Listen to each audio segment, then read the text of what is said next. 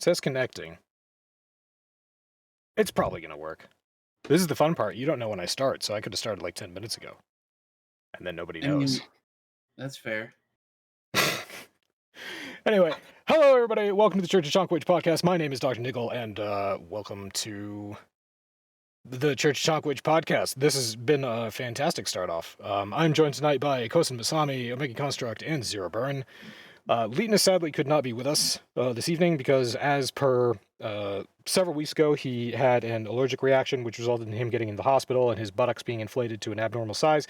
Of course, the consequence of having a buttocks in an abnormal size was that he could not go to the bathroom for those 2 weeks. But since his buttocks has returned to a normal size, the first thing he did, obviously, when he got home was go to the bathroom and indulge in his favorite pastime. Unfortunately, a large buildup of gas propelled him upwards towards the ceiling, where his head became lodged, and of course he became unconscious, at which point he lost control of his bowels, spraying it all over the walls, and then he fell down, breaking the toilet. So he is in the hospital recovering from a head wound, and his wife is trying to figure out how to clean the walls of the bathroom. We wish them both well. How is everyone doing? That was fantastic. That was the most elaborate story, Leetness. May he rest in peace. Peace. Most elaborate story yet. The week is young. Yeah, I was about to say, rest in peace, Leetness. You will be missed. Thoughts and prayers? Thoughts and prayers. Yeah, we did take last week off. It was not a good week for any of us to be doing a podcast, but we're back, and we have come across some really fun stuff to talk about. Do we want to talk about Russian Lord of the Rings first, or do we want to talk about all the other articles so that we can spend a good chunk of time talking about Russian Lord of the Rings? Because Russian Lord of the Rings, guys. We can save it. We can save it. Let's save that. I mean, I'm for whatever, yeah. We could start off with security news this week about one of the world's biggest video game cheat rings being taken down. Ooh. Are we putting... I see that world's biggest is put in quotes. Is there a particular reason for that? Yeah, that's an interesting thing to be putting, yeah. I mean, who's to say what the world's biggest really is? Maybe we don't know the world's biggest. It's like the world's biggest penis. Is it that guy who lives in California who's got a 13-inch dong? Or is it the guy who lives slightly south of California who has a 25-inch long foreskin? Who's to say what is what? I mean, that's valid. That's completely valid. Of course, the foreskin isn't exactly usable. I mean, that's debatable, but okay. Oh, well, no, okay, fine. If you're talking about, like, a lady who's got a, you know what, I'm just going to take this off the screen, because we're talking about Oh, yeah, goodness so, gracious. Yeah, no, if we're talking about a lady who's got, like, a really saggy vagina or something like that, then maybe the foreskin could be usable, but to what effect? It'd be like pushing rope, almost literally. I mean, what I will say to that is to each their own in regards to that. Plus, guys have more are basically a lot of our sensitivity is deadened with the removal of foreskin. So, I mean, it's That's one of not those true. things. To a certain extent, it's true. No, that's not true. I call bullshit on that. Okay, I'll pull up the study here. Give me a moment. You keep Oh, going. goodness It better gracious. have pictures. Wow. Put it in the Discord. I want to see pictures. Because we also have Discord functionality with this new setup. So I can show what's in the Discord. Sure, cool. Oh my goodness. Anyway, security news this week. Cops take down the world's biggest video game cheat ring. If I'm not mistaken, this is the organization known as Chicken Drumstick that had allegedly $76 million in revenue from its subscription video game cheat service. Oof. Prices began at around $10 a day and up to $200 a month people were paying. Good God. That, yeah, for cheats to games like Overwatch and Call of Duty Mobile. I assume they had more than just the... Oh, no, 17 cheats, so I assume they were across 17 games, maybe. But yeah, it was Chinese authorities, which this week took down the 10 people who were operating the cheat ring, and Tencent had something to do with this, because the article does say that Tencent, which had a stake in several major gaming companies, collaborated with authorities in this operation. So did this group, was Tencent the one that became aware that this group existed and notified authorities? Well, considering it's in China, Tencent's a massive company. You know, government and business at all levels are all various levels of interconnected there. So it wouldn't surprise me if Tencent had somebody they could talk to in government who had somebody they could talk to in police to, get things rolling.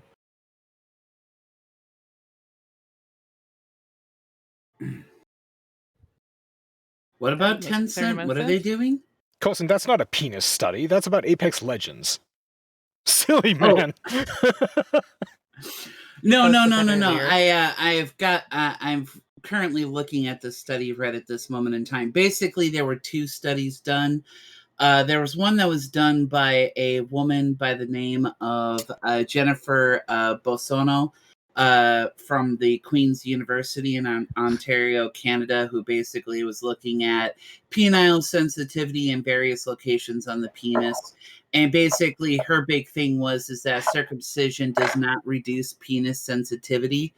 And basically shows, and then the study that I've currently got in front of me is just essentially a refutation of various parts of that. Unfortunately, I can't find anything with pictures. I do apologize. God Just damn it. the anti-circumcision lobby is ridiculous and hilarious. There's some crazy people attached to that. Like, stop mutating or mutilating my body or something like that? Yeah. All I'm gonna say is my it doesn't really matter, circumcised or uncircumcised. My penis is still small. Yeah, exactly. It's not going to make the acorn any bigger. I don't really have. Oh my. Why do you don't don't pity me or Zero or both of us. I'm not pitying you. I am just impressed with your Acceptance. humility. I cannot relate. My dong is massive. Yeah, Omega's the guy who's got to get a wheelbarrow so he can show it to the neighbors. That's impressive. Oh. I'd buy that for $1. So God. does that mean you'd pay $5? No. Don't degrade. Don't take away from the RoboCop reference, please. In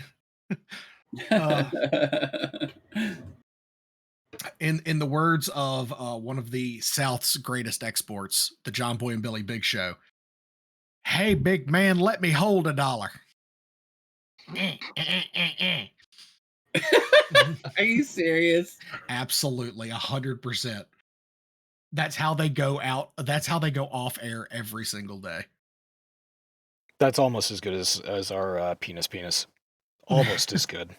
Almost. Not quite. All right. Yeah. Go ahead. There are too many tabs for me to manage. World's biggest video game cheat ring. Okay, so there's that one. That's a fun little story to kick off with. Apparently, a cheating company got what they deserved. So yeah, don't cheat on online multiplayer games. You're a dick if you do that. Just don't. Next up will be another potential Xbox gaming showcase around the corner. So, if I'm reading this article correctly, it was the Chinese authorities that basically took this down? Absolutely, Yeah. yes. It would be police. In connection with Tencent. Oh. So that's fascinating. Well, it's an interesting comparison to the way, like, we heard a couple stories recently in the last month or so of some other companies that, like, Rockstar had taken care of through civil means, cease and desists, things like that. Well, it's just interesting. I don't know enough about how things work in China, but Perhaps There- there's something interesting to note by the fact that, apparently there's cops raiding people over in China for these video game cheats. Well, here in America, it's all done through civil means, cease and desists, lawsuits, things like that. Well, Basically- haven't we had the FBI taking down, or haven't? Oh, maybe you're right. No, not the FBI. I'm thinking of Interpol. Mhm. In Europe have taken down either cheat rings or people accused of copyright infringement in the EU regarding cheats in Rockstar services or Destiny services. hmm Yeah, no, I most likely because interestingly enough, I've been doing a lot of studying on China as of lately. Most likely, in the police raid, uh, anything that was an asset of the company, if it was actually like legitimately a company that was acquiring capital or anything like that, like every asset that they have, that they had at one point in time is most likely being gobbled up and transferred to the state. Well, yeah, it okay, said that so they confiscated $46 million worth of cars. no, $46 million Or no, in $46 million assets, which total, included, including luxury cars. yeah, Yeah, so so that's always ridiculous when I hear about people who God, who was the guy? Hellcat? Was that the dude who was running copyright scam or IPTV in the U.S. and he was taking his investments and he was buying Lambo. He was buying the most outlandish luxury cars he could imagine, and he had this huge collection on it. And the kicker was that he was upfront that he was running an IPTV service, and he was making YouTube videos about how lucrative it was. And look at all my cars, and look at my mansion, and look at all this shit. And you could go and you could look at it. And the feds came knocking on his door, and he was just like, "What did I do? What did I do? I'm sorry. I thought this was America." Yeah. Like there's actually a YouTube video I'm looking at here. IPT seller Omni in Hellcat rated by FBI. Yeah, there you go. So that's always hilarious to me when the assets include luxury cars. Oh well. When you make when you make a shit ton of money like that, because it's really easy to, like, even if your prices are low, which sometimes a lot of these companies don't really have low prices, but there's so many people that are engaging with your services, you can make a shit ton of bank really fucking quickly. Oh, of course. But the thing that I find funny about it the most probably is that okay, so you're looking for something to spend your money on potentially so that it becomes an investment towards the future, Mhm. something that will accumulate value over time. Cars don't really do that. If you go back and you look at 1960s race car, like Formula One from back in the day, when those cars were done racing, they were sold or broken down or something for parts, basically, because they weren't worth a lot of money. They dipped in value. Now that we're 50 or 60 years later and you can't find those anymore, they're very sought after and they're very valuable. So the immediate value that a car has right after you buy it goes down for years potentially, and then much later on it goes up.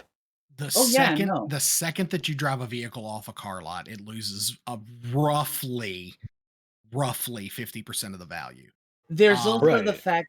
There's also the fact of the matter that there are many luxury car manufacturers that do limited runs on their particular, like Ferrari, Lamborghini, and all that other kind of stuff. They do Aston limited. Martin. Yeah, they'll do limited runs, and those particular so like they do depreciate once they're basically acquired and driven to wherever, but they still maintain their value. And of course, when they always say luxury cars, we don't know what, like, they never specifically state luxury cars, but yeah, luxury cars is kind of like a hit or miss when it comes to investment value. But there's also the fact that luxury cars also are a different kind of investment value, but one that's not directly like it represents monetarily, but it doesn't have anything to do with you gaining money. It's the status symbol of having a luxury car. Right, I But get that, but yeah, so status symbol, there's no arguing there. It's just that it seems to me it seems like a waste of money because if I were looking to turn my monetary assets into solid assets, I'd buy a dump truck and then I would start throwing bars of gold into the back of the dump truck. Eventually, that would be worth more than all the luxury cars that you could get out of $46 million. well, I mean, you're right about that, but not every person that does this is smart. Like, there are tons of examples of people that get access to windfalls in, like, whether if it's like winning the lottery or they come up with an amazing idea that they cash in on, or .com markets or anything like that, where they'll just gain like a shit ton of money and then they blow it on worthless shit, and then then they lose out on the value of the capital that they actually gained access to. It is sad yet also amazing to watch. It's because the average person isn't smart enough when they win that big a lump sum of money. I mean, and I'm not saying that I wouldn't, blow a big portion if I hit the lottery. Literally, But you would buy male hookers and blow them. well, I mean, Well, Who wouldn't? yeah, Yeah. but not a whole lot of people have the foresight to go, okay, I'm going to hire myself an attorney and an accountant right off the bat. Oh yeah, no. Well, that's because, like, I mean, especially in America, we don't teach basically fiscal responsibility. We don't teach how to, like, balance budgets, or work a checkbook or work an account, or we don't even teach like, it's only been as of recently because there's a high school, I saw a high school textbook for an actual econ book that was printed in 2006. So it's only just been as of recently that, like, economics and finances and crap like that has been recently taught, starting to be recently taught to high schoolers. But, like, if you think about it from the perspective of us, for those of us who've gone to school and stuff like that, did you learn anything about financials during high school? Probably not. You probably didn't learn anything about finances unless your parents were not necessarily affluent, but if they had money, you most likely learned finances from them. Maybe if they were trying to instill fiscal responsibility into you, or you learned it when you got to college. Here's the thing. When I was in school, we had home economics. And most schools, I know that none of the schools in this area, in this state, have home economics. Part of home economics was budgeting and how to do checkbooks and how to, budget and stuff like that. That's That's not actually, taught nowadays. yeah, that's And actually it's, really surprising. yeah, well, you have to, that was my freshman year in high school. So that was 1999, 2000. How big was Um, it, if you that don't mind?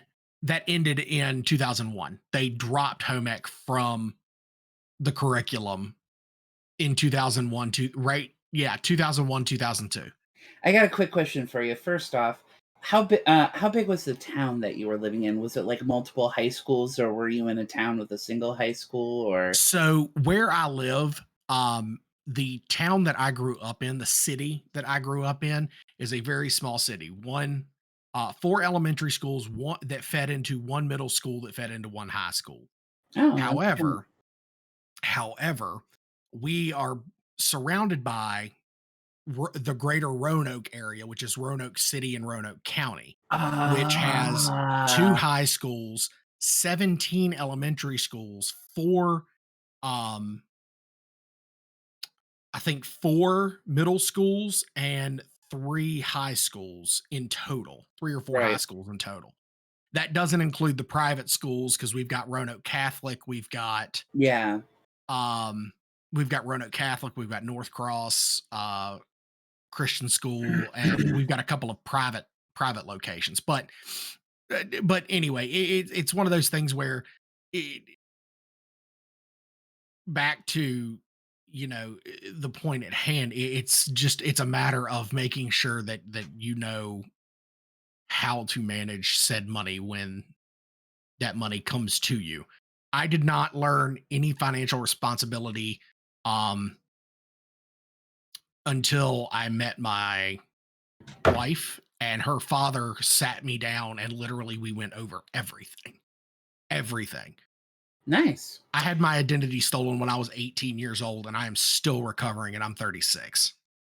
Yeah, that's rough, buddy. So it's not fun. But So anywho, if you are on a completely separate topic, if you are looking to spend your money on something, Microsoft may be hosting another Xbox gaming showcase this month. It may or may Ooh. not cost money. Interesting. Yeah, go ahead, Zero.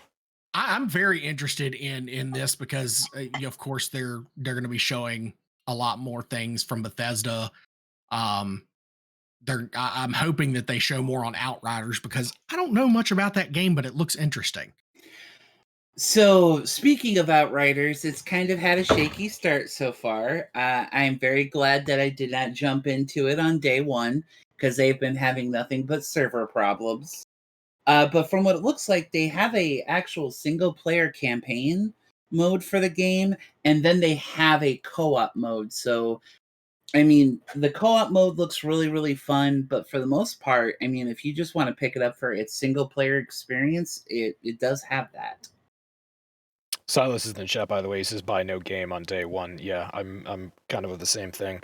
The Outriders demo, however, that's the one that Fluffy came in and was talking about. Yeah, there's a free demo of it on Steam. Yes, yeah. Is that the one? I got to scroll up all the way past. Scroll up all the way past what I really want to talk about. Yeah. Oh, Outriders. Yeah, Outriders servers keep shitting the bed. But to the devs' credit, they have been pretty good about fixing things and posting status updates. So I think at this point in the game's release, the devs are very aware that there are problems, and in order to sort of scare off people like us who take a look at this and say, huh, they're doing everything that they can to be as responsive as they can.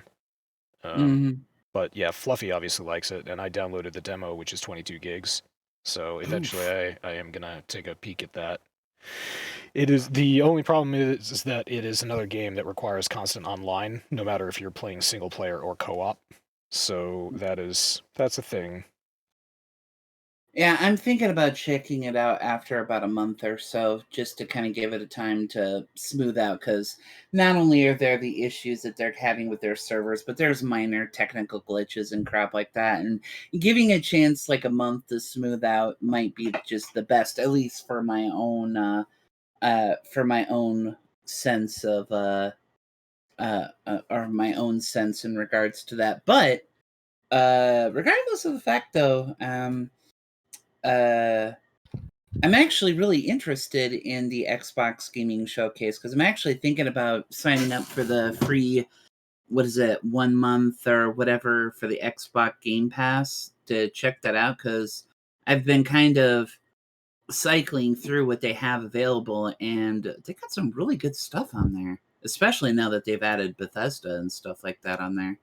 Yeah, so the annual developer conference will be a digital event, all digital this year, and it's slated for May 25th to the 27th, so next month, end of next month. And the event, okay, ZDNet also cites sources, quote, that reported the event will be supplemented by smaller What's Next virtual events leading up to the conference. One of the events is unannounced What's Next for gaming event that expects to land within the upcoming weeks. And that's supposed to be happening April 20th to the 21st. Oh, no, that's Right. GameStack's Live. Yeah, GameStack Live will be April 20th to the 21st. That would be an online or a developer-focused event. Again, it's all online this year. So Nice. this is, it's nice if you want to catch up on what Microsoft has been doing since they acquired some rather large game studios. this would be a place to go over that. And obviously, they're going to be talking about what's in store this year, all the wonderful promises that developers usually make before they realize that their timelines are completely undoable. Yeah, pretty much. It'll be interesting to see how that ends up. That's just something that I've always wanted to do, because normally E3, when they were doing the in person, Mm-hmm. the in person, event fell on my birthday weekend every single year, and I wanted to go on my birthday weekend one year to E3, and it's looking like that's not going to be something that's going to happen anytime soon, which is depressing. No, that's sad.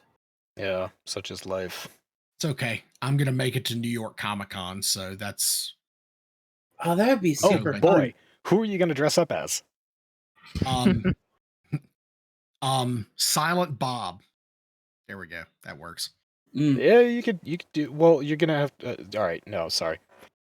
I know you've had a rough week. I was gonna get into. Well, you're gonna need to get a wig. Yeah, no, definitely. And I've the overcoat. Mm-hmm. Then I need a tall, skinny, loud individual to be my hetero life mate. You get Linus to do it, but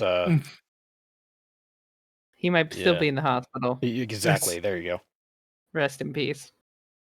Oh my goodness. I just need somebody to stand next to me and say, "Hey, lady, have you ever had your asshole licked by a fat guy in an overcoat?" Oh my god. This article also makes mention of something that blew up on Reddit, which is, or actually, Zero, you announced it right, I think the hour that it was announced 3 weeks ago, is that the rumor was that Microsoft could be acquiring Discord. They're in talks, and it blew up on Discord because people were just like, oh my god, Microsoft is going to buy Discord. It was like it was a done deal. It isn't. They're in talks right now. If I were Discord, I'd be very enthusiastic about selling to Microsoft. But it's not a done deal yet. Yeah, I'm not sure how I feel about that. There are a I lot think of people who aren't sure how they feel about it, if we're being 100% honest. Because Microsoft bought Skype, and Skype tanked hard. To be fair, Skype was a piece of shit, like, before Microsoft bought it. I mean, that's agreed. true. I mean, I hate Skype. Like, even before Microsoft got its Yeah. hands on it, I absolutely loathed Skype. Skype wasn't great, for sure. The funny thing is that Discord has all the capabilities that Skype had. Like, we can conference call in Discord if we're all in the same service, or same server. That's true. Even if we're not in the same server, we can set up a conference. Mhm. Yeah. Ultimately, in the end, I mean, Discord is a superior product to Skype. So, I mean, it makes sense that they would want to get their hands on it, because I'm sure there's a ton of money that they could make off of it in some way, shape, or form. It's just Microsoft has a really bad habit of either starting things and they flop, or buying things and they flop, and they just should keep their grubby goddamn mitts off it. Well, it's funny that you say that, because Microsoft has signed a $22 billion army contract for military HoloLens gear.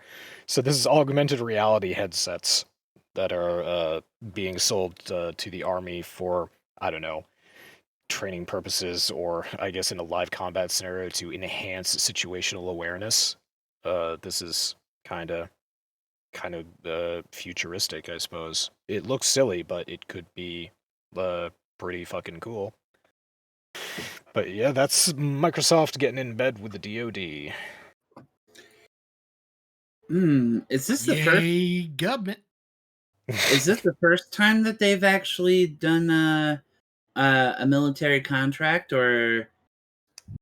That's a that we good know of? question, and I'm hesitant. I have no idea what the answer to that is. I do happen to know that a lot of the armed services use Microsoft operating systems, because that was from an article that came out sometime last year about a security patch. Or no, actually, you know what it was? It was the Navy that was getting accused of pirating operating systems and certain Microsoft software, which I thought was fucking hilarious. That came after they were accused of pirating certain GPS applications that they were using on battleships. I thought, or cruisers. I thought that whole thing was very funny. It's like, it's the Navy. You're really gonna go after the Navy, and on top of that, can you really believe that the Navy was not capable of buying enough volume licenses to cover all of their equipment? So that was just funny. Am I surprised that the government's trying to get something for free? Absolutely not. Also, yes. But anyway, the U.S. Army announced last week that Microsoft won a massive 10-year, $21.9 billion contract to produce an integrated visual augmentation system, or IVAS, based on its HoloLens headset. Of course, it has a very overly complicated name. It's a VR head, or it's a AR headset. That's what it is. Yeah, it basically the quintessential heads-up display that we've all seen in like every first-person shooter is becoming real life for military for U.S. military soldiers. So, to answer one question, I did find one contract that the U.S. government has. The DoD has the Joint Enterprise Defense Infrastructure Contract, or the Jedi contract. how can I forget Jedi? $10 billion contract.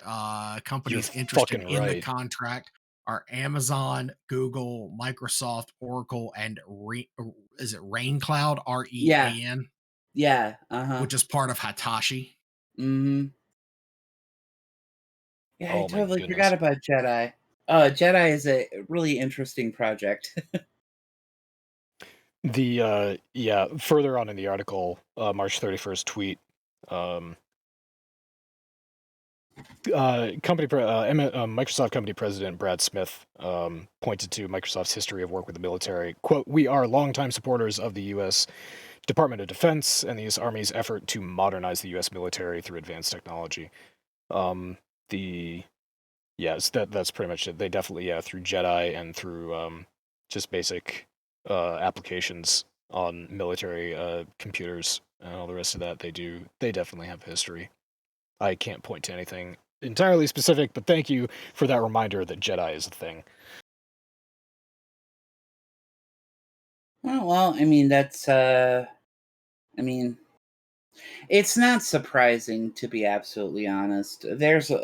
Big tech is got its fingers in multiple defense contracts in one way, shape, or form. I just can't wait for Iron Man suits. That needs to be a thing. Yeah, why isn't that more of a thing? There is actually a DoD project that is working on, oh God, what is it called? Like they're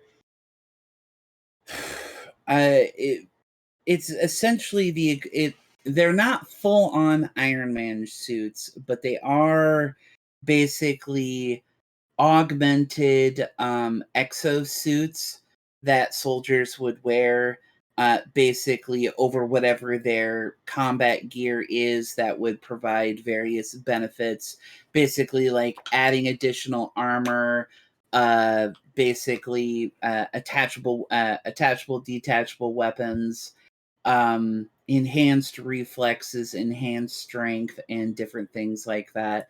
It's something that has been actually worked on for quite some time, but yeah, I remember seeing something about it, and they compared it to the Mjolnir armor from Halo. Yep. Yeah, so there was actually let's say 2 years ago. I'm finding it right now. I'm pretty sure it was a school. It was students at the Colorado School of Mines have built the closest thing to a real life Iron Man suit. It's a 250 part suit that basically looks a lot like the Iron Man suit, and it functions. It is a functional piece of technology. So these things exist. Awesome. Actually, I'm not too much on the whole Iron Man thing. What I want are fucking mechs. I Yep. want full on, 2-story tall fucking robots that, just basically boom and march across the battlefield that can launch, like tank rounds or what missiles and shit like that. I want Mech Warrior. That's in BattleTech. That's what I want. Dude, mobility. Mobility would be the only problem there. Trying to get the suit from point A to point B. It'd be like in Pacific Rim, where they got that huge fucking Jaeger, and there are like 6 helicopters transporting it. I took one look at that. I was just like, no way. Mm-hmm. I think there was a trying to think of there is there's a rich man hobby thing that's currently going on right now where there's like guys that are actually building their own mech suits for the purposes of robot fighting. If I can find the video, I'll look for it later. But like, there was this one dude here in America that challenged another dude that lived in Japan to basically like build yourself a mech and let's have a fight. And that they were like working on like actual mobility, movement, and all that other kind of jazz. It looked really fascinating, and also like basically a rich man's dick waving contest. Oh god! Speaking of rich man's dick waving contest, it doesn't really work. E3 2021 will be entirely online. No, actually, Wait, that's not actually right. pretty accurate. Yeah, there we go. E3 will be free for all with no paywalls this year. Oh, wow. Huh.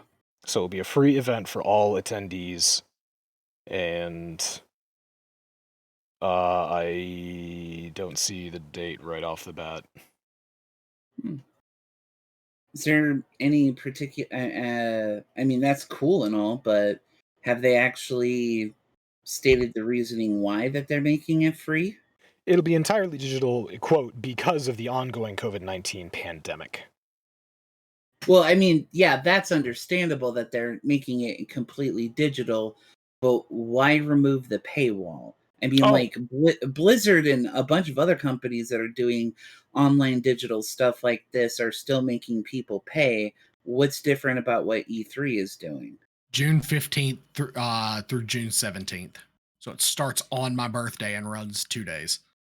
Oh, very nice. Thank you. Oh, my birthday is June 17th. Yeah, look at that. Flat on the unless Omega has a guess as to why it would be entirely free. The article is just sort of celebrating the fact that there will be no paywalls. I'm guessing because E3 was kind of on the downswing anyways before COVID hit, so they wanted to get as many eyes on the new things to hopefully that, when it does become an in-person thing again, people might actually want to go. I could see that. It's basically a huge, enormous marketing ploy, all written straight to the marketing budget. People actually did not. That's my guess. No, it's a good guess.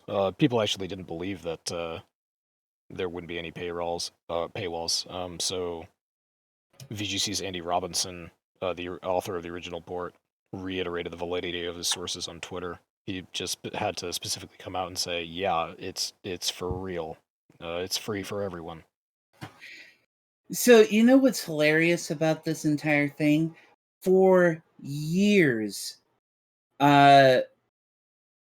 basically AAA corporations and stuff like that have basically told us as in the consumer that it would be impossible or that basically the reason why that they adhere to things like what do you call it doing microtransactions or free to play game or basically pay to win or like the justification for price increases in both consoles and games and stuff like that is for the purposes of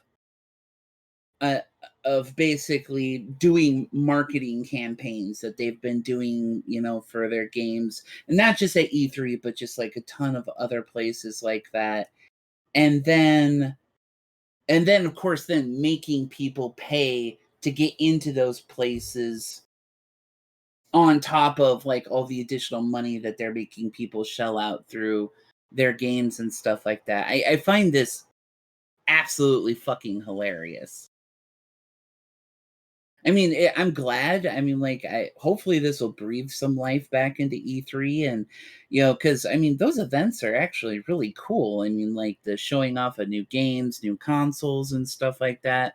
But I find it absolutely hilarious. Well, it wasn't really the only reason that most people watched E3s for the cringe, for the glorious cringe. It depends. I know, because isn't E3 also like when they do those speedrun charities too as well, or at least they started doing those? Well, the big one that comes to mind is Games Done Quick, obviously. I don't know if E3 does speedruns anymore. I could have sworn that they were doing them before COVID. That basically that there was like a big charity thing that they were doing, but I could be mistaken. Yeah, GDQ is the one that raises millions of dollars through charity for speedrunning games. They have any percent speedrun or 100% completion speedrun or glitches allowed speedrun, stuff like that. That's how. That's basically the driving force for a lot of the YouTube channels that are around that have what was the one that came out? I think it was Fear. No, was it Fear or was it Prey? It was Prey that came out, and somebody beat the entire game in less than 5 minutes by glitching through a wall and basically falling down an elevator and doing a few cuts and quarters and getting to the end scene. Because it turns out in that game, you don't actually have to do anything except for make it to the end. Doesn't matter what you do in between. Just make it to the end. You're good. So that was fun. That's always fun to watch when you have this. Yeah. So anyway, Games Done Quick will be free for all. No, that's not right. E3 will be free for all June 15th. And that is basically the story there. That's interesting. I'll be worth keeping an eye on. I'm still interested to know why they're I mean, I guess you've got companies like Blizzard who are removing the paywall for their conference. So E3 kind of feels like they have to, but E3 is considerably bigger than BlizzCon could ever be. Wait, did BlizzCon remove their paywall? Yes, they did. BlizzCon Line this year was BlizzCon Line was 100% free. Holy shit! Yeah, I did not realize that. Yeah, you were going for those podcasts, love. What's that? You were going for those podcasts. Ha! We caught him. He doesn't listen to the podcast. Wait, got him. Yeah, I do. Got it. All right, ladies and gentlemen, got him. Moving on from that, Taiwan's TSMC plans $100 billion investment to meet demand. This is, I guess, the technology portion we've hit. This is a semiconductor manufacturing company. So that it wants to invest $100 billion over the next 3 years to meet soaring demand as global shortage of chips hits the auto and other industries. And they're not the only. The article that we're going to talk about is the TSMC company, but they're not the only chip manufacturer or technology company to announce that they want to get more into the chip industry, specifically for the auto industry. LG announced a couple days ago that they're stopping making all of their mobile phones. They're shutting down their mobile division, basically. They're not going to make any more mobile phones. They're going to honor the service contracts that they have currently. They're going to continue to provide phones to the providers that they promised to, but as of July of this year, they plan to be totally out of the mobile industry. And they're doing that because they're running it at a loss and they want to get more into chip manufacturing for, among other industries, the auto industry. That's apparently a real big thing that's been kicking off over the past year. So this is an example of a very large company investing even more money than LG to meet demand of chips, delicious chips. That's actually pretty fucking fascinating. Intel also unveiled plans last week to spend $20 billion building new plants in Arizona as part of a plan to boost production on their chips. Delicious chips. So, there's nothing here. Okay, I should put this into context. The COVID-19 pandemic also accelerates digitization in every respect. Basically, we've been at home. We've been using our computers a lot more. We've been using technology a lot more in every aspect of our lives because we're not going out as much anymore and we're looking for more ways to do the things that we used to do from home. So this, without a doubt, contributed to the boom in manufacturing that we need to sort of keep up with demand. So I guess that could explain why we're seeing a bunch of companies, or it does explain why we're seeing a bunch of companies moving over and investing billions of dollars into chip manufacturing, which is the foundation of pretty much all the technology that we have that we're using. Yeah, that is... That I am legitimately... That will... I mean, the ramifications of that monetary investment goes so much farther than one may think, and that's... I'm gonna have to dig into that a little bit because, yeah. Semiconductors and chips. Mm-hmm. What about poor An capacitors? electrifying topic. Yeah, speaking of electrifying topics, what about capacitors? Poor capacitors. They're being left out. Are they really that easy to make? Are there that many that are just lying around in abundance that we don't have to pay attention to them? Are they below capacity?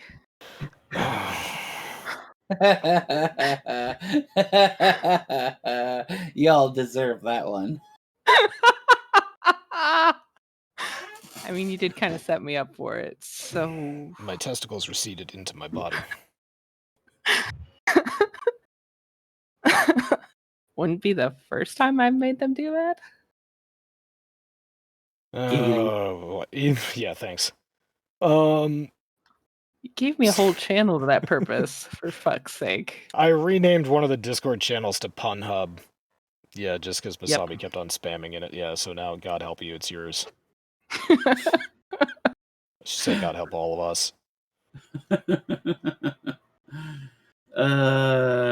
Puns and dad jokes. She's full of them.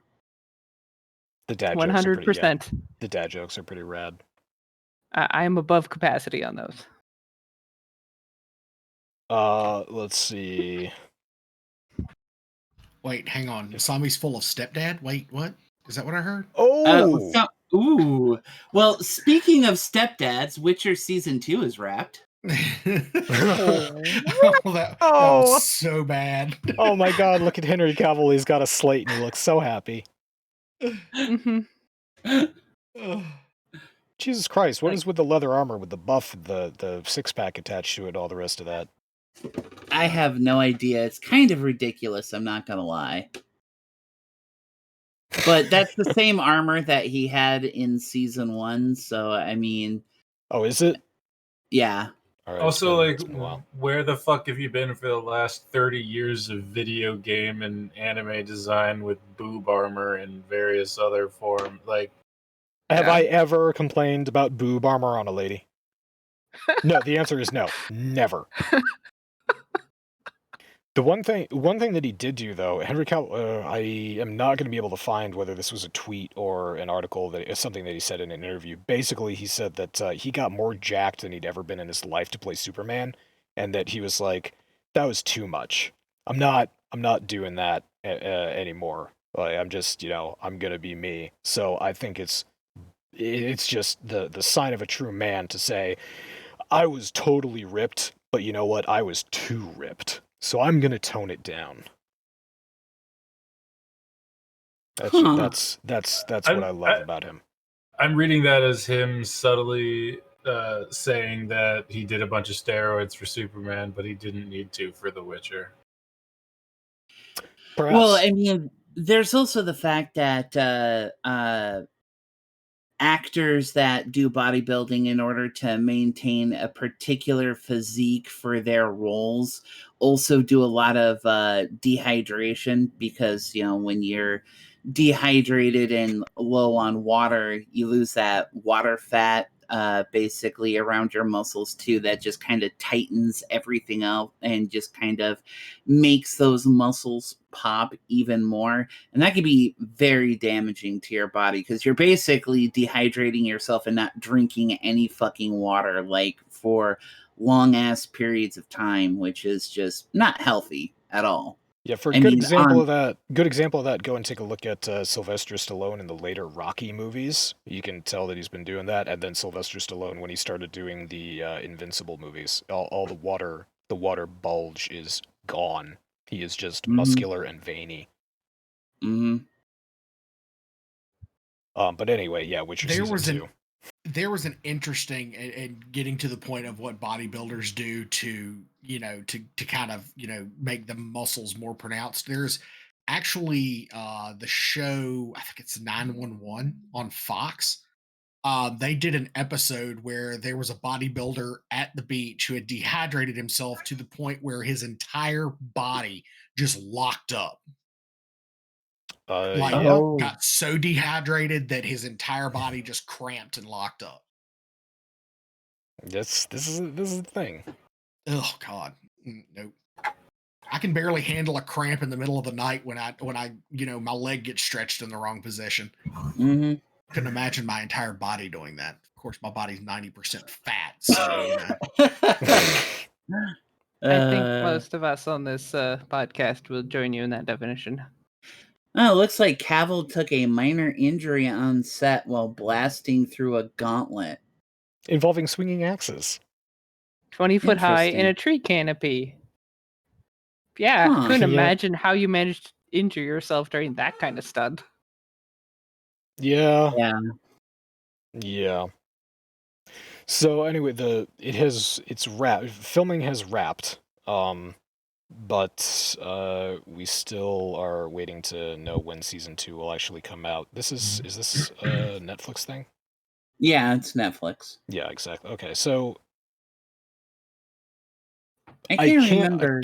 I can't remember. Did the last Witcher come out all at once? All the episodes at once? Yeah, that's how Netflix does its shows. Okay. Yeah. So hopefully I'll be able to binge watch that whenever it comes out, because the first season's definitely worth a watch. Oh yeah. Mm-hmm. Yeah, It's a it'll good definitely Great show. It's one of Netflix's most successful shows. Oh yeah, it was. I actually really liked it myself. Mm-hmm. I think that's what I like about Netflix versus Disney Plus is right now I'm trying to abstain from watching any of the Falcon and Winter Soldier because I don't want to get into it and then be like, okay, now I have to wait till Friday. I don't know. I'm kind of. It depends on the series, because there are certain series that are made to be binged watched, and I think that's the way actually how The Witcher has been kind of designed, is the fact that it is a series that is like from start to finish is something that you can binge watch. Whereas with like the way how WandaVision was done, the way how when Captain Falcon and Winter Soldier was done, its pacing was specifically developed in the way to essentially mimic old style TV, cable TV shows where you had to wait week by week for, the next episode and so on and so forth. And I mean, we've all gotten so used to being able to binge a show and stuff like that, that there are some people that are really reeling against that and they absolutely hate it. And then there are some of us, which I've noticed, mostly older folks, those that, essentially that were born before the 90s, who are completely okay with it, that are just kind of like, hey, this is great. I like the slower pace. I mean, for at the very least, it comes available at midnight on that night that it comes out instead of having to wait for a particular time that it airs. So Actually, I it's think, 3:00 in the morning when it comes on. I timed it. of course you did. But anyways, so there's a static time it comes available to watch. So I think that that is what helps people tolerate the weekly release schedule, even though Netflix absolutely popularized the binge watching format. Well, then, Mhm. okay, you could take this in another direction and talk about The Mandalorian, which is Disney Oh yeah. Plus, and it comes out week after week. That show, very obviously, it is meant to be binge watched, episode after episode. It's very easy to just go through an entire season pretty much in one sitting. The reason that they release it week after week is that they want people to continue to be subscribed to Disney Plus, because Yeah. That's There all is it that is. too. That's literally don't- all it is. they don't really have There's- much more attached. There's no TV show that's releasing on a weekly basis because they're making a new episode every week. Like South Park did that for a little while, but pretty much every TV show nowadays, they film it all, they edit it all, they cut it all, they make the episodes, they wrap it all up, put a bow on it, and give it to the network, and then the networks release it. Mhm. Like that shit's done way in advance. The only the one thing I will say in favor of releasing them week by week so that you can't binge watch them would be a show like Star Trek Discovery, which I don't know if anyone has seen the later seasons of that. They're really hoping that people don't binge watch them because from episode to episode, things go missing, plot lines go nowhere, some holes appear in the logic of what's going on. It's really a bad thing if you can hold all of that information in your mind in one sitting and be like, wait, what happened to this storyline? Why did this character say that they were coming back after they did this important thing and then the important thing never happened and they're gone?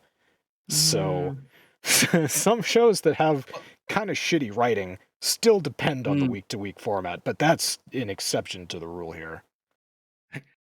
Perfect example. Law and Order SVU. 22 seasons. Well, no, isn't that worth of meant? show. Isn't that episodic though? There's like no overarching plot line in any. I shouldn't make There assumptions. used to I've not never be, seen them. But when Mariska Hargitay took over, it's like there's no story out front, but in the background there's a story going on about Benson, and it's actually it came to a head in last week's episode when they did the crossover episode with SVU and the new organized crime with Chris Maloney. Yeah, isn't he back now? Yes, he is, and he has his own show. And my wife started falling asleep during it, but I could not take my eyes off the TV because I like that organized crime aspect. Mm-hmm. I'm into that whole mafia mob thing. It kind of. I love Chris Maloney as an actor. He's great. I just like Mariska Hargitay. Well, I mean, Amen. yeah. Amen. Yeah, no, I don't. I don't. But have you guys seen Happy? Yes. He does such a great job in that Have you show. watched the behind the scenes of Happy? Not yet. No. You will piss yourself laughing. Awesome. I hope not. He's sitting in my chair. Seeing Chris Malone talk to something that is clearly not there is the greatest thing ever. Yeah. I also heard that he and Patton Oswalt got on really well together. Oh yeah. It's hard not to get. There are a lot. There apparently Patton Oswalt is one of the easier actors to get along with in Hollywood. Oh, he's delightful. Oh, he's almost as fun to look at as Mariska Hargitay. Oh my! Oh my! Well, if you like short, round people, you know I do. Whoa! Oh, Patton Oswalt, you gentleman. Oh. Anyway. So, yeah, Witcher Season 7, and then,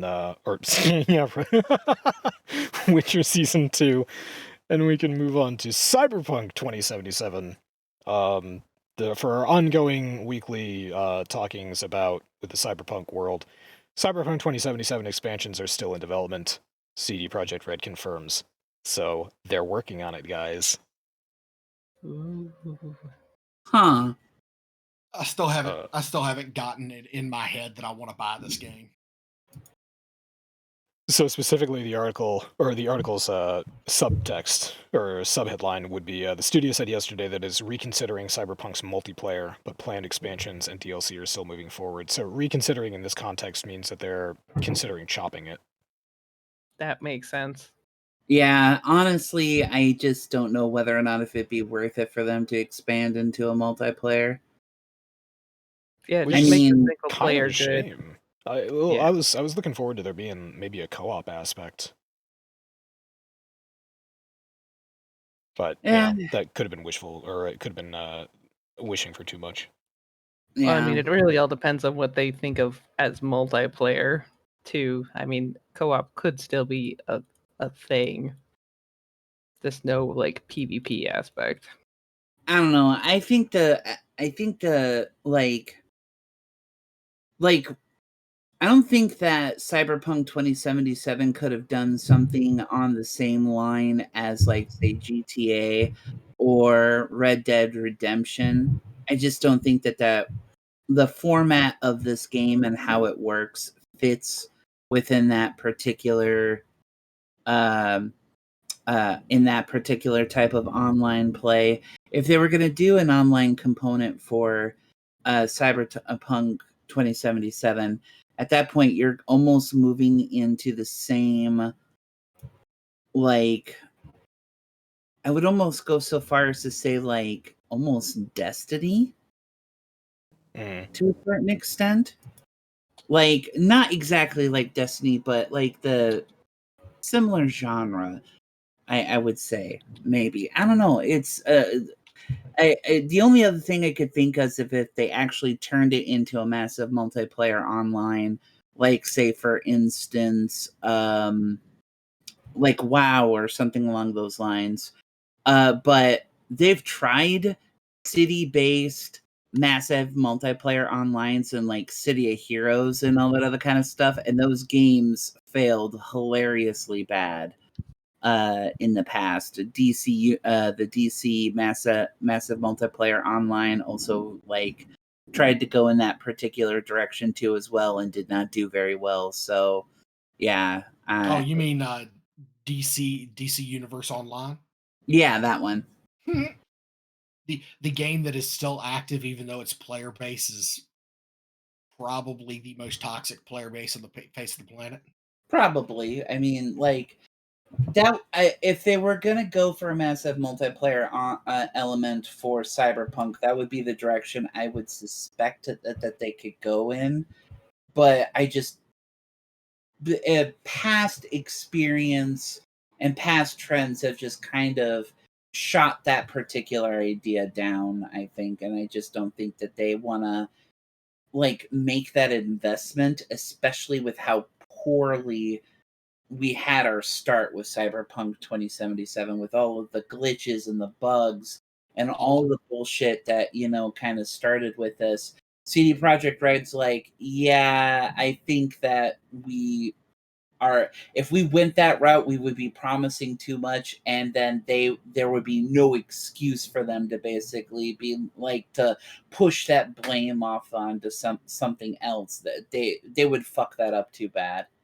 The only city based MMO that I've seen that has worked well, and the only reason it is not still around is because the parent company decided to go a different direction, was City of Heroes and City of Villains. I was wondering if that was Those going to come up. games were wildly popular to the point where people are still trying to find ways to remake the games so that they can be put back out. I played both City of Heroes and City of Villains growing up, Mhm. and it is okay. If WoW can be run on a potato, then City of Heroes and City of Villains was able to be run on an onion. It was that. I mean, it was literally the lightest game ever, but it was the most fun I have ever had in my life playing a game. So, That's played those. super fun games. Super. Never played them myself. I like the only massive multiplayer online games that I played was Ashron's Call, the one before EverQuest, and then WoW. Those are really honestly the only two that I played that are like that. And strangely enough, Ashron's Call was done by Microsoft. The more you know.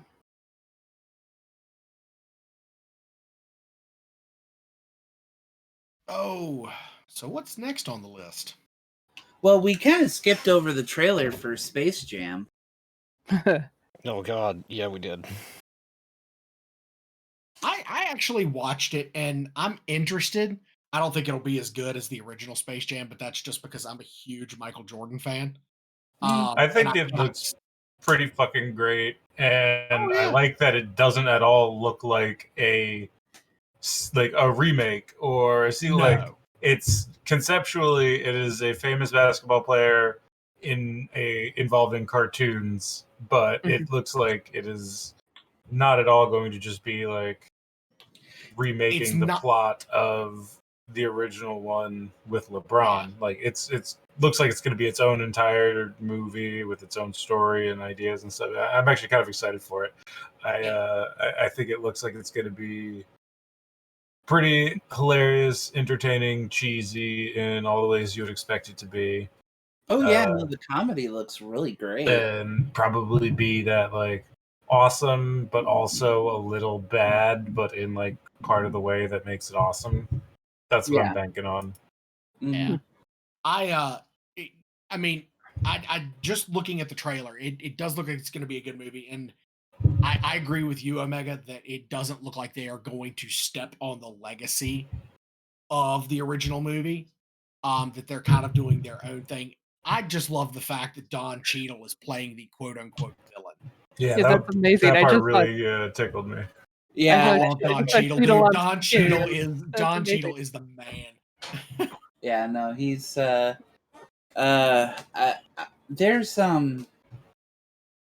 God, I wish I could remember the name of this. There's it's either Showtime or HBO. There was a series that Don Cheadle was the star of, and like his the co-star actress was this white blonde chick, and they were basically playing like consultants for some sort of advertising firm, I want to say. House of Lies. Yeah, House of Lies. Thank you. Oh my god, I love that show. Yep, it was on Showtime. Yeah, I remember that. I had to look it up because I knew what you were talking about. But yes. His ex-wife is fucking hilarious. Like, oh my god. The hate fucking scenes are just hilarious. I'm sorry, the what now? Yeah, exactly. I just tuned back in. Don Cheadle and Kristen Bell. Yeah, Kristen Bell. Yeah. No kidding. All right, I'll check that out. Oh yeah, no, it's really good. Definitely worth a watch. Oh boy. Well, that leaves the thing that you wanted to talk about the most on here, there, Doc. Yes. Oh boy. Yes. So, paint me a picture, Doc. What's up with this? A long time ago, in a Soviet nation far, far away, the Ministry of Propaganda decided to task a Russian TV studio, basically, with creating a couple movies. The first one I accidentally watched because it was not related to the article that Omega posted. It was the 1985 Soviet version of The Hobbit, and it's great. It's just great. An hour and 10 minutes of pure schlock that kind of missed the entire point of The Hobbit to begin with, but that's fine. The big news this week, however, was that a copy of the 1991 Soviet movie of The Lord of the Rings was rediscovered and posted on YouTube. And it's up in 2 parts, and you can watch it. It is entirely in Russian. The best you can do if you're not a Russian speaker is auto-generated or auto-translated subtitles.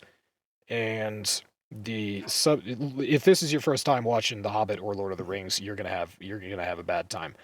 But if you know the stories, if you've read the books, if you've seen the movies, if you've seen the BBC versions of the movies, you can follow along pretty easily, and it's funny. It's good, lighthearted fun that a professional TV studio went out and tried to make these movies, and instead it looked like a high school rendition done. Well, listen, you say set. professional TV studio as if we're not talking about Soviet Russia, right when Soviet Russia was at its worst and poorest and about to collapse. So we're basically watching as the equivalent of a community theater with the local public access budget to put on a TV version of, and that's exactly what it looks like. But look, I made a GIF and posted it of my personal favorite part from the Fellowship of the Rings, and that is at the beginning where Gandalf shows off his fireworks to the people of the Shire. So I don't know if you want to show that on stream. I'm not watching, but oh, thanks. It's pretty amazing.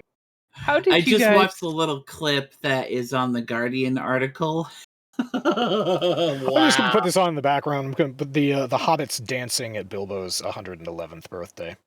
The dancing is just unbelievable. So how did this cross your awareness? It's news, it's out there on the internet that this was rediscovered. It's been lost, and it has just popped up and been re-uploaded to the internet. It was waiting on one of my feeds when I woke up, and I saw that Omega had found it last night. This is an old 90s Soviet production. I'm not gonna lie. Lord of the Rings. I'm not gonna lie. This is pretty awesome. I have no desire to actually watch it, but I'm glad that this exists. I mean, it's hilarious how bad it is. Yeah, it's pretty. Of all the renditions of Lord of the Rings that I have seen, this is by far the most entertaining and the worst. I'll put it this way. In the first 20 minutes of The Fellowship of the Rings, 15 of those minutes are hobbits dancing to bad... Hobbits angrily dancing to bad music. Some of them look like they're annoyed that they're there. It's angry Russian dancing while dressed as hobbits. For no reason. For literally no reason. There's no reason for them to be spending this much time dancing. There's just a whole fucking lot of dancing. And then Gandalf shows up, and shit gets brilliant real. Fireworks display that he shows off, and more dancing, a lot more dancing. And then you see the great whole thing where Bilbo doesn't want to give up the ring, and Gandalf convinces, he tries to run away with it, Gandalf catches it. It's great. And then more dancing. Okay, so if you're watching this stream, Gandalf just showed up, and you have to be told that it's Gandalf because it does not look like him at all. Well, but they say Gandalf in Russian. If you listen, they exclaim. I forget exactly how it sounds in Russian, but it was pretty funny. So yeah, in both renditions, in the Lord of the Rings and the Hobbit, Gandalf. Oh, there you go. There are your special fireworks we just saw. he holds up his cape. God! And he holds up his cape, and they switch to some graphics. And then it's I did that just now. Yes. Oh god. It's amazing. Oh my god. So it's basically a community theater rendition that made it onto Soviet TV, and it was a big deal at the time. It was great. I'm not My sure question why is, there's the one chick that has the Wolverine hairdo. That's kind of funny. By the way, I don't know why the narrator keeps on popping up, because he is the narrator at the beginning of Lord of the Rings. This one, he lights up his pipe, takes forever to sit down at a chair. I don't understand why he couldn't have just been sitting there in the first place. And he starts to read the book, The Lord of the Rings. Throughout the movie, we cut to shots of him smoking his pipe, looking very eerily directly into the camera, and he says nothing. It's like they're using it as a scene transition, and I don't really know why. It's very creepy and disconcerting and kind of amazing. I also want to point out here that the subtitles, not only are they auto-generated YouTube subtitles, but this two-part fellowship has been uploaded to a Brazilian channel, and they have manually uploaded Portuguese subtitles. So what we're actually watching is YouTube auto-generated English subtitles translated from Portuguese of the Portuguese translation of a 1991 Soviet Russian production of Fellowship of the Rings. I just want to paint this picture for you. Make sure you go on this journey with me here for what it is that you're reading on this screen. I don't think Exhibit could have done a better job of putting languages inside of languages inside of languages inside of languages. Like, it is pretty remarkable. It's so like if we're going on a journey, does that make us all ring bearers? No. Okay, so back in, this was from one of my favorite TV shows of all time, News Radio, which Omega and I watched. I made Omega watch it in college, basically. He had no option. There is one episode where the boss, Jimmy James, played by Stephen Root, he writes a book, and it flops horribly in America, so he translates it into Japanese, and it does brilliantly in Japan, so he translates the Japanese version back into English. What you get is a hilarious jumble of crap. That's kind of what Omega is describing. We translate it from one into another, and it shows. He's right, it shows. So Doc made the great point earlier that, like, if you don't know Lord of the Rings, these are completely unwatchable. If you've read the books, if you've seen the movies, if you're familiar with it as pop culture, as just a pop culture story enough, when you watch these, it's just hilarious to see, because that's where it really starts to feel like a community theater production of like a bunch of people who their hobby is twice a week they get together for 2 hours and practice some like 2-bit play and put it on, and like that's what this feels like. It is hilarious. I personally just can't get over the hobbits dancing. It's amazing. The hobbits dancing is just so good. It's so bad. Yeah, it's worth and mentioning. One hobbit chick with like the gap in her teeth that you could like drive a fucking Buick through. Amazing. That's a woman? I mean, I'm guessing by the ponytails. I was honestly wondering the same thing. Honestly, okay, I'm not shitting you. I can't tell if it's a woman or a man. I can't tell if the character is supposed to be a woman or a man. I can't tell if the character is supposed to be a woman that they cast a man to play because they wanted to make the women hobbits seem a certain way. I don't know so badly what is going on with that character. It's amazing. Also, just pointing out, there is a lot of dancing throughout the Russian Lord of the Rings. A lot. Like, suspiciously large amounts of dancing, as if they needed time. How do you need filler in the fucking Lord of the Rings? Just take one book, Fellowship of the Rings. How do you need filler? There's enough content in there for Peter Jackson to drag that out in the director's cut to almost 4 hours. This is what? That's my whole point. Like, about the this first is 20, less than like, 2 hours. The first 20, it's 2 50-minute halves. The first 20 minutes are the Shire scene. Like, that's a significant portion of this total production just spent on So, quick question. bullshit of like, all right, time to give Frodo the ring and have him go on an adventure. Like, the Shire scene's just the establishing scene that starts the movie. It's not. It shouldn't take a fucking fifth of the entire runtime of the whole goddamn movie. But look at that set. Look at the set. Somebody spent a lot of time getting that table and the tablecloth and the couple of wood things in the back and all the plastic plants and putting the together. That was like probably 20 to 30% of their entire budget. So But, like, they you look at that milked the set- shit out of this set. You look at that set, and that's like a pretty decent community theater set. Yeah, it's not terrible. It's not something that it would take me a week to make. Like, I could probably do that in a day or two.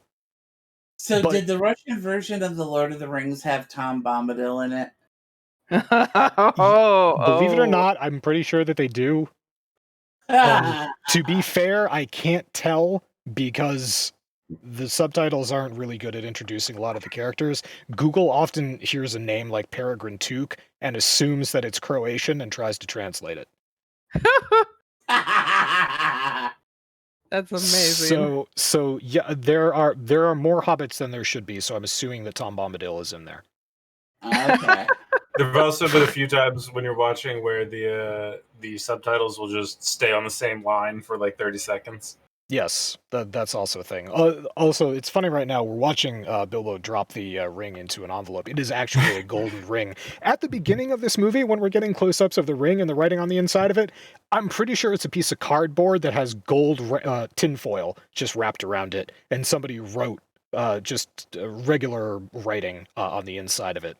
Well, let's also talk about the fact that this hobbit who's supposed to, this fantasy... Look at... here's some of this great dancing, by the way. He just plopped that ring into, like, literally an envelope. Like, you go down to Staples and buy a white bleached paper glued together envelope. That's what he dropped it into. I know who those two are. They're the Sackville Bagginses. Yes. That's who they're portrayed. Yeah, because they're talking about Bilbo like he's a dumbass and they hate him. So yeah. Sackville Bagginses. Then they've got like that one dude who's high as shit. Did you see him? That dude was so stoned on Smoke Leaf. So anyway, this is if you're a fan of Lord of the Rings and you want to laugh, this is actually kind of worth it. There's also there's a glorious scene. I gotta skip ahead here. There's a glorious scene where they meet Aragorn.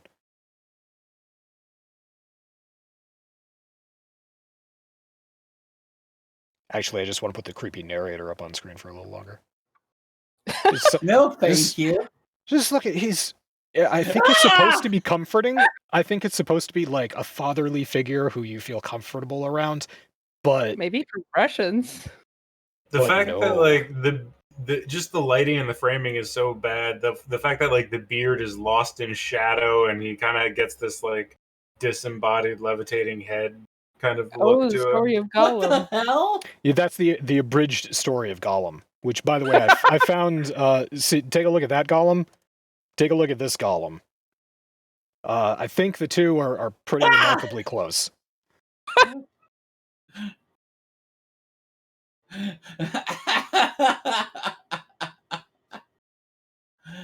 Anyway, so yeah, we get that's the other thing. Okay, about the Hobbit, I can talk extensively about the Hobbit because I watched the whole thing. It's an hour and 10 minutes long, and 10 minutes of that is credits. I don't know why, but apparently it took a lot of people to make. There are a lot of things cut out of these stories, and there are a lot of things that are just sort of skipped over, or the narrator is just like, oh, and then this thing happened, and it turns out that it was actually kind of important. You know the Battle of the Five Armies that Peter Jackson milked an entire movie out of? Yeah. In the Russian version, that takes approximately 5 seconds, and it's just a big... it's a picture of some guys fighting, and they're like, and then a big battle happened, and Thorin was injured. Let's go to Thorin now. And that's how that goes. But Jesus, yeah. This was a treasure to find. Oh my god. And it's just sometimes just taken out of context. Like if you just put this up, I don't think anybody would be able to tell what the fuck's going on. My grandmother was a maid, but I don't think so. I would have like if I would have seen just that clip, I would have thought I was in some sort of like porno where we're between porn scenes. They're trying to Bailey something, throw something in there. Pretty good production values for a porn shot in the 1980s. Yeah, I'd agree. Good She lord. It just keeps on Yeah. going. All I'm gonna say is the golem. I thought I would need sleep tonight. No, I'm done. That's forever burned into the back of my eyelids. I'm not sleeping tonight. Thanks for this. I mean, we can send you fluffy animals if you You want, could or definitely summon tell fluffy. Russian. I'm really No, liking the thank like you. Gandalf torturing Yeah, golem that that's we great. just saw. Oh yeah, no, Gandalf was known for his ability to torture. He was famous in the books for doing that, right, Masami? Oh, yes, infamous. In Soviet Russia, Gandalf tortured tortures golem. you. In this case, it's true. Oh man, I would have Jesus. Crayfish. Oh my god, these. I want them to get to the part where they introduce Saruman, which I don't believe happens in Fellowship of the Ring. But if they ever did get to that part of Lord of the Rings, they could have a lot of fun with that. Here's the thing, it should, because Saruman is introduced in Fellowship when Gandalf goes and he tells him he's suspicious. Gandalf Right, is suspicious about the ring, so he goes and he tells Saruman about it. Yeah, that's right. Yeah, but they don't do that in this. I assume. I mean, I skipped over a chunk of it here, and I didn't see. Maybe that could have been something that was covered by the narrator, just saying, and then this happened, and then they move on. Okay. That's true. They might not have had a good actor for Saruman. The thing that I love the most about this is watching. I skimmed through the first part of it before the podcast, watching just the scenes where Frodo is doing things and interacting with other characters. They make Frodo out to be the biggest asshole in this. He's just the most confrontational jerk of all the hobbits. All right. Well, fast forward to the Aragorn. I want to see them introduce the Ranger. Oh wait, first take a look at those Nazgul. Just watch those Nazgul riding by. Oh, Wait, That's those- amazing. What? those are the horses Nazgul. and It's the people same in three black. people, by the way. You can see it cut.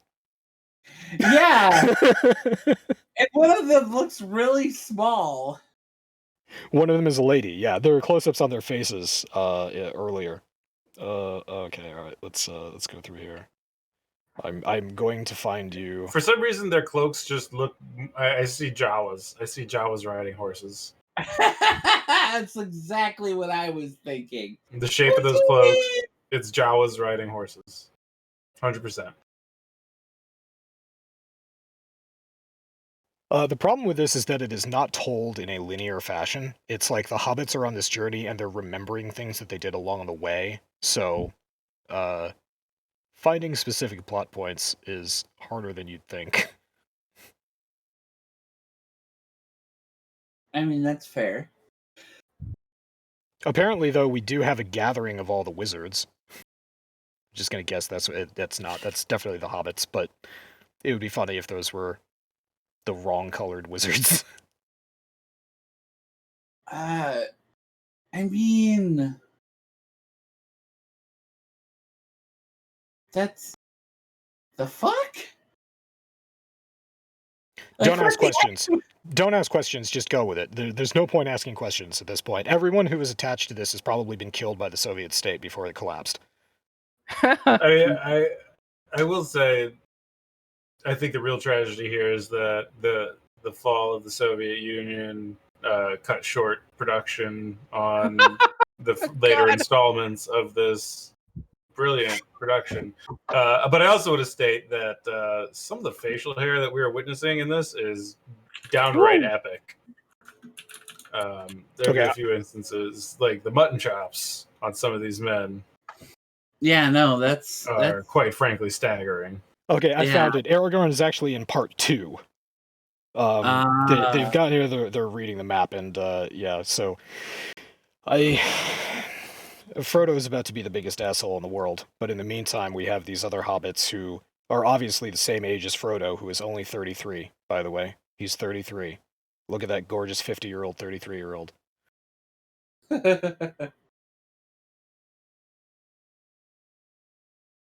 Jesus, this is brilliant. It makes me want to go back and watch the Peter Jackson masterpieces. So there's Aragorn standing there. Nobody knows who he is, and Frodo's going to get really,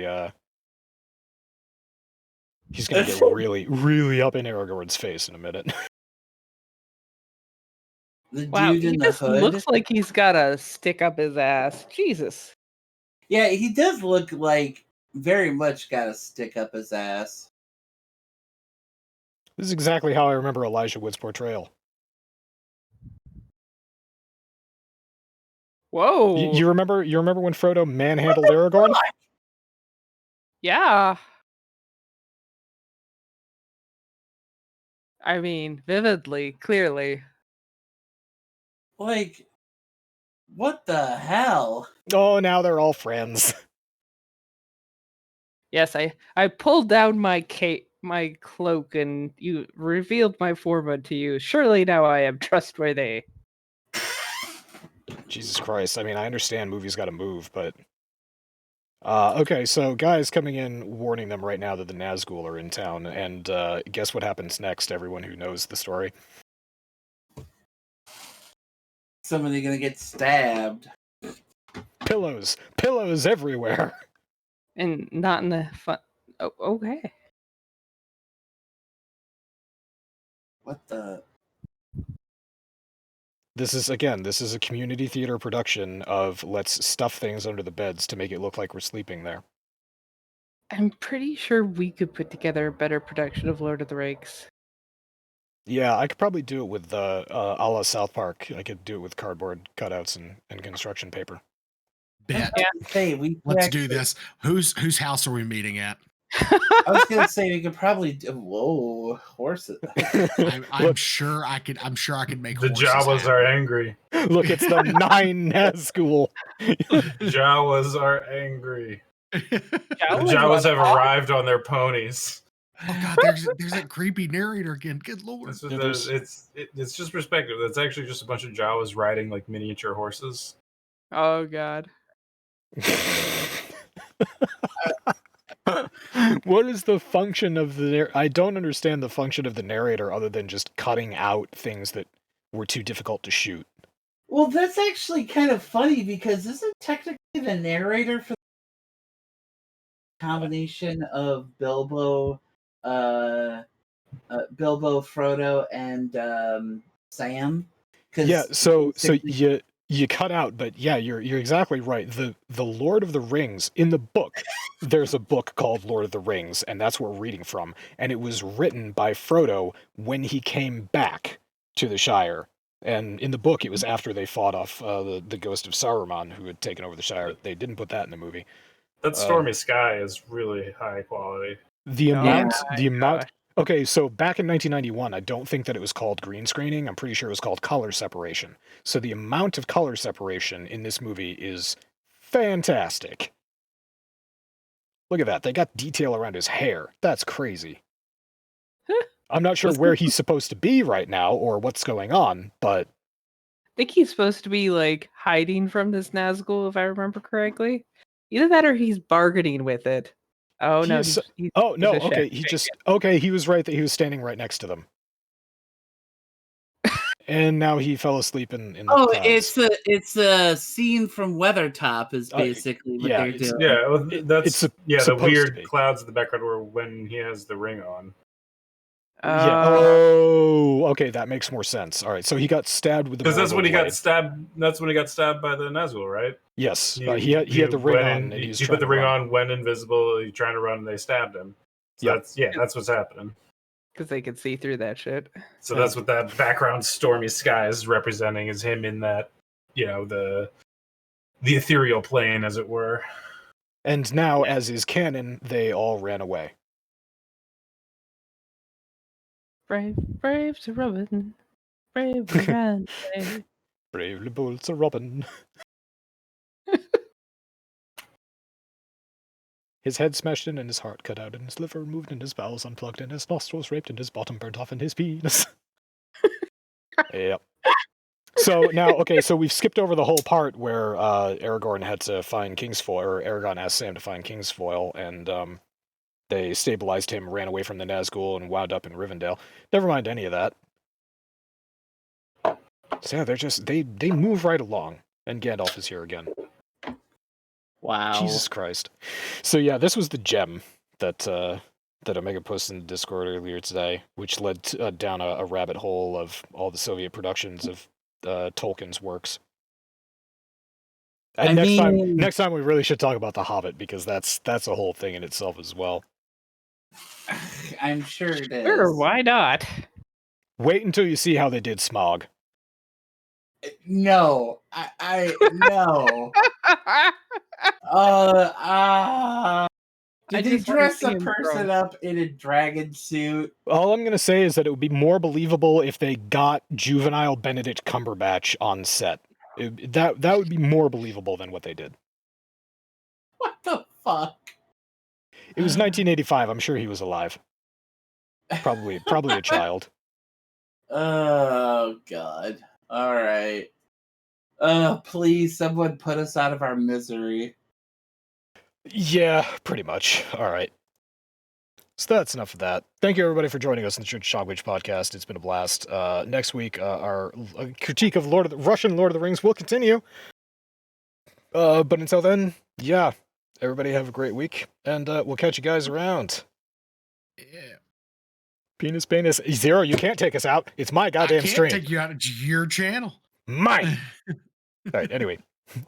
After all, why shouldn't it be? Why shouldn't I keep it? You're precious. I've heard that before, but not from you. Alright, yeah, penis. Cock rings. Lord of the cock rings. Oh my god. Coming next week. Literally. Giggity. Thank you, Zero.